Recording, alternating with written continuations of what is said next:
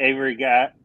He's a good one. Like I think he's right outside the top 100 right now. I think he's probably a top 50 talent. Like I think he's that good. I think you're going to see him have a huge year this year and kind of raise up those things. He's at Grove, same school as Jaden Mangum, the most likely starting safety this year for Michigan State. Same high school there. Then we had Gregory Patrick, 2026, Portage Northern offensive lineman. His dad, Joe, played at Michigan State. I believe he played 3 coaches. I think he was the Saban, Williams, John L. Trained just with his timing of here. He's got an offer already here.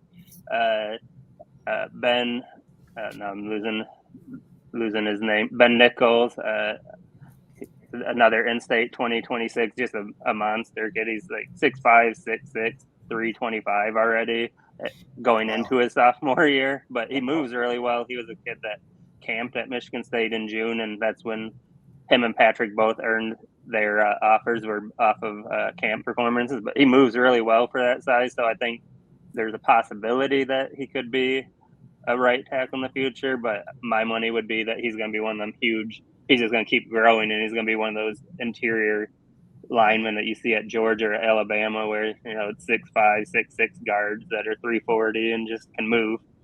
And then Khalif Canty, a Cass Tech 2026 offensive tackle.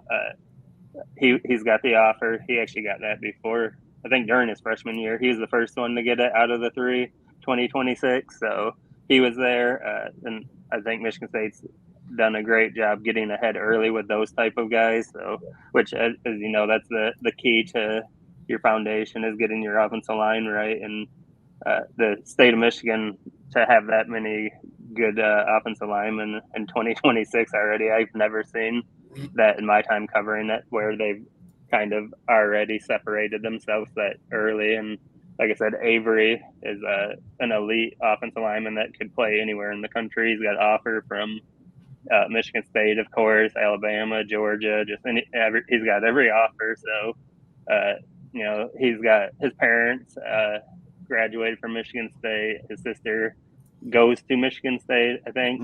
I don't believe she's graduated yet. So he's got that in his bloodlines. He's been growing up around Michigan State, but just like with your son Stray, it's, coming down to developing. They're going to see what's out there.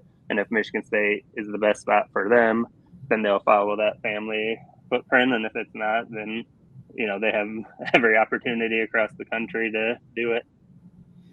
I spent some time with Avery's father. So him and my son actually played against each other in baseball back in the 11U days, way back. So I do remember them. Big kid, good looking family all the way around. And you have like 326s listed here. These are rising sophomores. It's about time to be calling them a sophomore now. School's almost in session, youngsters. But that's amazing. You don't see that kind of concentrated talent in many states at one position, which is that's big for Michigan. That is absolutely huge. And I think, just from listening to this I know people want to talk about football. They want to say Texas, Florida, Ohio, Cali, and all that stuff. But Corey, is Michigan closing the gap a little bit when it comes to the talented high school kids? I think they can match some spots at offensive line, especially. I think that's a good spot for the state of Michigan because, even if you think about it, Caden's at IMG, but, he was born in Michigan and kind of created his legacy started there. So, that's 5 guys in 25 and 26 that are elite level Power 5 guys. So I think offensive line, most years they can kind of hang with a lot of states.